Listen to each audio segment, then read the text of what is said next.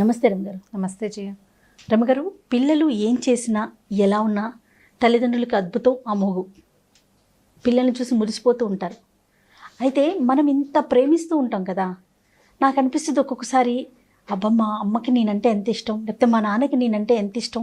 ఇలాంటి విషయాలు తెలిస్తే వాళ్ళకున్న ఆ గౌరవం కావచ్చు, ప్రేమ కావచ్చు ఒకంత ఇంకా పెరుగుతుందేమో అనిపిస్తూ ఉంటుంది. ఇంట్లో పెద్దవాళ్ళు ఉన్నారనుకోండి, వాళ్ళు చెప్తారు, చూడు మీ అమ్మ నీ కోసం ఇంత చేసింది, లేకుంటే మీ నాన్న చూసావా నీకోసం ఎంత కష్టపడుతున్నారో, నువ్వు బాగా చదువుకోవాలి, లేకపోతే అమ్మ చూడు నీకోసం ఇంత బాగా వండింది, నువ్వు తినాలి కదా, ఇలాంటివి చెప్తూ ఉంటారు. వాళ్ళల్లో ఉన్న లోపాలని కూడా మనం మనలో దాచేసుకుంటూ ఉంటాం. దానివల్ల వాళ్ళలో ఇంకొంచెం గౌరవం పెరుగుతుంది అనిపిస్తూ ఉంటుంది.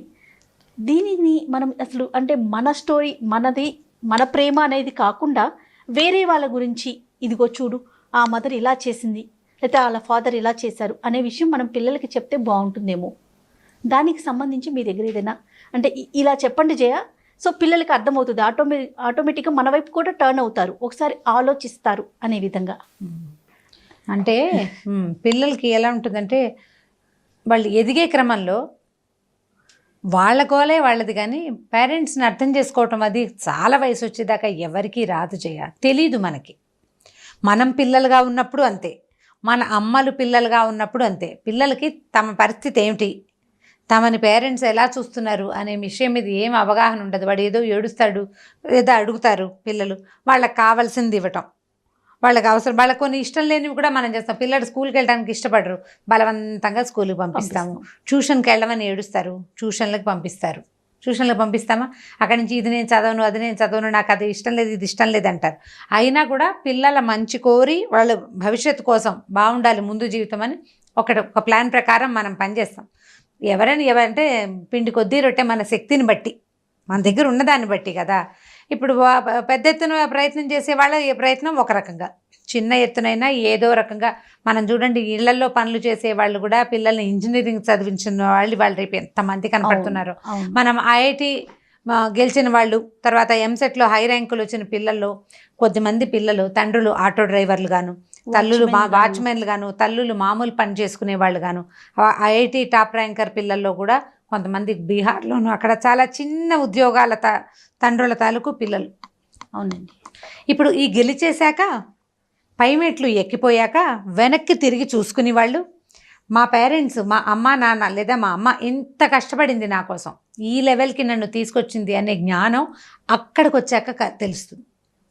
ఆ లోపల చిన్నతనంలో పిల్లలకి వాంటింగ్స్, వీళ్ళ శక్తిని అర్థం చేసుకోరు, వాళ్ళకి ఆ ఊహ రాదు కదా. ఎప్పుడు వస్తుంది మనకి, మెచ్యూరిటీ లెవెల్స్ పెరిగాక అప్పుడు వెనక్కి తిరిగి ఆలోచన వస్తుంది. పసితనంలో తెలీదు. పిల్లలు మారం చేస్తారు, మొండికెత్తుతారు, ఏడుస్తారు, ఉందా లేదని ఆలోచించరు. ఇప్పుడు ఇది అది కూడా నాకే కావాలి అంటే వీళ్ళేం తింటారు అన్న ఊహ ఉండదు. ఎప్పుడు ఇదే ఎందుకు చేసావు అని ఏడుస్తారు. కొంతమంది కొన్ని చోట్ల వాళ్ళకి దగ్గర అవకాశం లేని చోట పిల్లలు రోజు ఈ కూరే చేసావా అని ఏడిస్తే తల్లులు సమాధానం చెప్పలేని దౌర్భాగ్య స్థితిలో ఉంటారు. ఈ పిల్లలకి ఈ పరిస్థితి అర్థం కాదు. వాడికి 30 ఏళ్ళు వచ్చాక మా అమ్మ ఒట్టిగా ఒక్క కూరే 5-6 రోజులు చేసి పెట్టేది, అప్పట్లో మాకు ఉండేది కాదని చాలా సింపుల్గా చెప్పేసుకోగలుగుతారు. వాళ్ళ తను పెట్టిన పేచి, అమ్మ పడ్డ కష్టం వాడికి ఆ రోజు తెలియదు, తర్వాత కాలంలో కదా మనం తెలుసుకోగలుగుతాం. ఇప్పుడు ఇలాంటి వ్యవహారాలంటే మనం సూపర్ హీరో స్టోరీస్ బాగా జీవితంలో పైకెక్కి, అంటే చిన్న నేపథ్యం నుంచి పైకి వెళ్ళిన వాళ్ళని అలా సెలెక్ట్ చేసుకుని ఆ కథలు చెప్పచ్చు మనం. ఇప్పుడు సక్సెస్ స్టోరీస్ని మనం చెప్పేటప్పుడు వాళ్ళు అలా సక్సెస్ అయ్యారు కాబట్టి నువ్వు కూడా అలా ఉండాలి అని చెప్పకూడదు జయ. అవునండి, ఎప్పుడు అలా చెప్పకూడదు, పోల్చకూడదు. అవును, జస్ట్ స్టోరీ చెప్పి వదిలిపెట్టేయాలి, వాడి విజ్ఞతకి వదిలిపెట్టాలి, వాళ్ళు ఆలోచించాలి. ఇప్పుడు ఏదో ఒక చిన్న పని చేస్తున్నారు పిల్లలు, ఇలా చేసి అలా పెట్టి ఇలా చేసి అని చెప్పకుండా ఆ 2 వస్తువులు వదిలిపెట్టి కాసేపు వాడు ఏం చేస్తాడో మనం అబ్జర్వ్ చేస్తే మన ప్లాన్ వాడికి కూడా వస్తుందా, వాడికి ఏదైనా కొత్త ప్లాన్ వస్తుందా అనేది మనకు అర్థం కావాలి కదా. మనం ఏం చేయాలి, పరికరాలు, వస్తువులన్నీ అప్పచెప్పాలి. వాడు ఏం చేస్తాడో మీరు వేచి ఉంటేనే మీ పిల్లల బ్రెయిన్కి పదునొస్తుంది. అన్ని ప్లానింగ్లు మీరే చెప్పి అన్ని టైమింగ్స్ మీరే అరేంజ్ చేస్తే ఇంకేముంది, 4 రోజుల పైగా ఎప్పుడు ఏదో ఒకటి చెప్తుంది మా అమ్మ అని విసుక్కుంటారు. చెప్పకుండా ఏర్పాటు చేసి వదిలిపెడుతూ ఉండాలి. ఇప్పుడు ఈ సక్సెస్ స్టోరీస్ జీవితంలో ముందుకెళ్ళిన వాళ్ళవి, మన అబ్దుల్ కలాం అంటాము, అబ్రహాం లింకన్ అంటాము, ఏవేవో పెద్ద పెద్ద వాళ్ళ కథలన్నీ పిల్లలకి చెప్తుంటామా, పేపర్లలో వస్తాయి, న్యూస్ పేపర్లో చదువుతారు, స్కూళ్ళల్లో సక్సెస్ స్టోరీస్ చెప్తారు. మనం ఈ కథలు చెప్పేటప్పుడు చూడు వాళ్ళంత చిన్నతనం నుంచి ఇలా వచ్చేసారు అని అనకూడదు. చిన్న దాంట్లో నుంచి ఇంత పైకి వచ్చాడు అని చెప్పి వదిలిపెట్టేయాలి. అయితే మనం కూడా సుమన్ టీవీ తరపున రమ్మగారు 30 days కాన్సెప్ట్ అని ఒక కొత్త కార్యక్రమాన్ని తీసుకొచ్చాం. అందులో రకరకాలకి వివిధ రంగాలకు సంబంధించిన అన్ని ఇష్యూస్ ని టచ్ చేసాం. మీరు సక్సెస్ స్టోరీ అంటే గుర్తొచ్చింది శర్మ గారు అని చెప్పేసి 30 days సక్సెస్ స్టోరీస్, అద్భుతమైన కథలండి. నేను కూడా వీలైతే ఒకసారి విన్నాను. ఇడ్లీ బండి అబ్బాయి కోటీశ్వరుడు అయ్యాడని. అదే మన దగ్గర కనపడుతూనే ఉంటారు. మనకే మన చుట్టూతా సమాజంలోనే, ఇప్పుడు ఎవరో చెప్పాల్సిన పని కూడా లేదు, మన దగ్గరున్న సమాజంలోనే ఇలా సామాన్యమైన చిన్న స్థాయి నుంచి పైకి వెళ్ళిన వాళ్ళు, ఇబ్బందికరమైన మానసిక స్థితి ఉండి కూడా పైకి వెళ్ళిన వాళ్ళని చూస్తాం. ఒక చిన్న స్టోరీ చెప్తాను జయ. ఒకరోజు ఒక పిల్లాడు స్కూల్ నుంచి ఒక కాగితం పట్టుకొచ్చి తల్లికి ఇచ్చాడు. టీచర్ మడత పెట్టి ఒక కాగితం వాడి చేతికి ఇచ్చింది. ఆ కాగితం అబ్బాయి విప్పి చదవల. మీ మామకి ఇవ్వమంది. మర్యాదకరంగా తల్లికి ఆ కాగితం తెచ్చిచ్చాడు. ఆవిడ కాగితం తీసి విప్పదీసి చదివింది. మడత తీసి చదివాక ఆవిడ ఏడుస్తూ చాలా దుఃఖంగా ఉంది.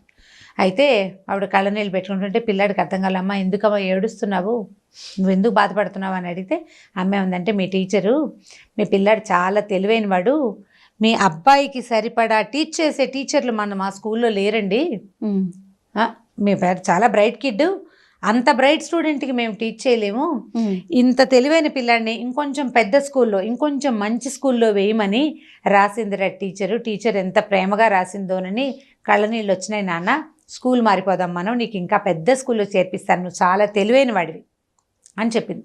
పిల్లాడు ఒప్పుకున్నాక కొంతకాలం అయింది, స్కూల్ మార్చారు, ఏదో చదువుకున్నాడు, ఏదో సక్సెస్ అయ్యాడు, బాగా ముందుకెళ్ళాడు, చాలా గొప్ప పేరు వచ్చింది అతనికి. అయితే ఒకసారి ఏమైందంటే, అతను ఇల్లు మారుస్తున్న క్రమంలో పాత పేపర్లు, జనరల్గా మనం పాత పేపర్లు పుస్తకాలు అవి తీస్తాం కదా, ఒక పాత హ్యాండ్ బ్యాగులు, వాళ్ళ మదర్ హ్యాండ్ బ్యాగులు ఉన్న రకరకాల కాగితాలు తీస్తుంటే ఆ కాగితాల్లోంచి ఒక పాత కాగితం బయటపడింది.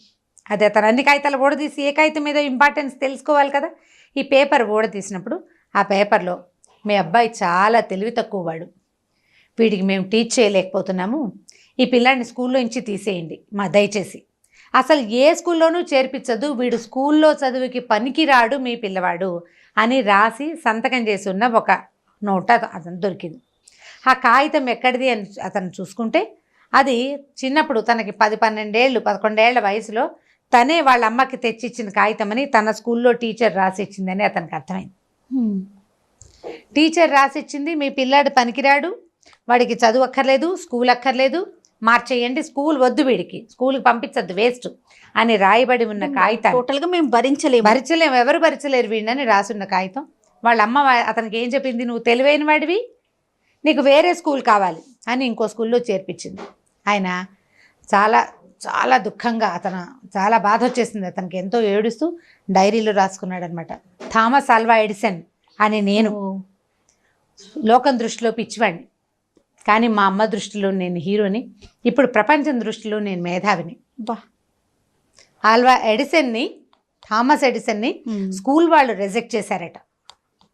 అదే కదా తల్లి గొప్పతనం కదా రమ్మ. తల్లి రిజెక్ట్ చేయలా, తల్లులు రిజెక్ట్ చెయ్యరు, ఎలాగున్నా తీసుకుంటారు. ఆ రోజు అతనికి ఆ అవకాశం, ముందుకు వెళ్లేందుకు భగవంతుడు ఒక అవకాశం ఇచ్చాడు, తల్లి పెద్ద అవకాశం ఇచ్చింది. స్కూల్ మార్చినప్పుడు బహుశా ఆవిడ కొంచెం స్పెషల్ స్కూల్లో వేసి ఉండొచ్చు, లేదా ఈ మార్చిన స్కూల్లో అతనికి ఒక బెటర్ టీచర్, అంటే కొంచెం అబ్నార్మల్గా ఉన్న కిడ్ని హ్యాండిల్ చేయగలిగే టీచరు దొరకటం భగవంతుడు ఇచ్చిన వరం అతనికి. ప్లస్ తల్లి ఇచ్చిన వరం చాలా పెద్దది. ఆ టీచర్ రాసిన ఉత్తరాన్ని నమ్మి ఆవిడ గనక అతన్ని స్కూల్ మాన్పించేసి ఉంటే మనకి ఎడిసన్ ఉండేవాడే కాదు. ఎడిసన్ ఆర్టిస్ట్ అని చెప్తారు, అతను ఆటిజంకి గురైన వాడు. ఆటిజం జబ్బు కాదు, అదొక పరిస్థితి. ఆటిజం అనేది ఒక పరిస్థితి, ఒక కండిషన్. దాంట్లో లోటుపాట్లు ఎలా ఉంటాయో ప్లస్సులు కూడా కొన్ని ఉండేందుకు అవకాశం ఉంటుంది. వీళ్ళు కొన్ని నేర్చుకోగలుగుతారు.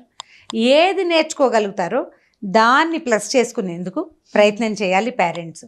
ఏదైనా వైద్య సహాయం థెరపీస్, రకరకాల థెరపీలు, సరైన Speech టైంలో therapy, చేయూత సరైన ఇవ్వాలి. టైంలో, యంగ్ ఏజ్లో, చిన్న వయసులోనే కనుక ప్రయత్నం చేస్తే దాంట్లోంచి బయట, ఇప్పుడు ఆ పరిస్థితి అలాగే ఉంటుంది. వాడు పూర్తిగా నార్మల్ అయిపోయి హీరో అయిపోతాడని మనం అనుకోలేకపోతాం. కానీ వాడు తన జీవితంలో తన దారిని తను ముందుకెళ్ళే అవకాశం కొంత దొరుకుతుంది. మనం కూడా ట్రై చేయాలి. ఎడిసన్ వాళ్ళ అమ్మ ట్రై చేసినట్టుగా. అతనికి చిన్నతనంలోనే నేను ఎందుకు పనికిరాను, నన్ను పిచ్చివాడు అంటున్నారు అనే మాట తెలుసుంటే బహుశా అతని కాన్ఫిడెన్స్ లెవెల్స్ తగ్గిపోయి ఉండేవి. కానీ వాళ్ళ అమ్మ ఏం చెప్పింది, నువ్వు చాలా తెలివిగలవాడివి అని చెప్పేసరికల్లా అది అతని కాన్ఫిడెన్స్ని ఇంకొంచెం ముందుకు తీసుకెళ్ళి పిల్లల్లో కాన్ఫిడెన్స్ లెవెల్స్ పెంచితే ముందుకెళ్ళాక ఒకవేళ ఈ టైంలో అంటే పిల్లల చిన్నతనంలో మనని గుర్తించలేరు, వాళ్ళకి తెలీదు. పేరెంట్స్ తమని ప్రెషరైజ్ చేసేది తమ కోసమే అనే ఇంగిత జ్ఞానం పిల్లలకి కలగదు. అదొక అవగాహన కదా. అవగాహన రావాలంటే మెచ్యూరిటీ లెవెల్స్ పెరిగితేనే అవగాహన వస్తుంది. వాళ్ళు మెచ్యూర్డ్గా, పూర్తిగా మెచ్యూర్ అయ్యేదాకా వాళ్ళ బ్రెయిన్స్ మనం వెయిట్ చేయాల్సిందే. వాళ్ళ నుంచి మనం ఎప్లాస్ తీసుకోలేకపోతాం. బాగా సెటిల్ అయ్యాక, బాగా ముందుకెళ్ళాక వెనక్కి తిరిగి చూసుకుంటే ఈ పేరెంట్స్ మనకి ప్లస్ అని అర్థమవుతుంది వాళ్ళకి. ఆ పేరెంట్స్ ప్లస్ అని అర్థం అవ్వాలంటే మనం ప్లస్గా ఉండాలి. పిల్లల కాన్ఫిడెన్స్ని దింపేయకూడదు. నీ వల్ల కాదని చెప్పకూడదు. ట్రై చేద్దాం నాన్న, ట్రై చేద్దు కానీ ప్రయత్నం చేయి, ఇంకొంచెం ముందుకెళ్ళు. నేను ప్రతిసారి చెప్పట్లేదు 2 మార్కులు పెంచు, 2 మార్కులు పెంచు అని ముందుకు తీసుకెళ్ళాలి. అలా కనుక ట్రై చేసి ముందుకు తీసుకెళ్తే పిల్లల కాన్ఫిడెన్స్ని మనం జయించగలుగుతాము. ఆటోమేటిక్గా ముందుకెళ్ళాక అసలు వాళ్ళు వెనక్కి తిరిగి తీసుకోవాల్సిన అవసరమే ఉండదు. వెనక్కి తిరిగి చూడక్కర్లా, తెలుసు వాళ్ళకి, తెలుసుకుంటారు వాళ్ళే. కొంచెం టైం తీసుకుంటారు. జస్ట్ కాన్ఫిడెన్స్ని పెంచడానికి ట్రై చేయండి.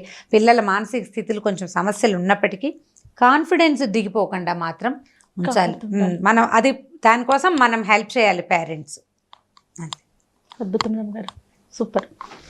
ఓకే చేయండి.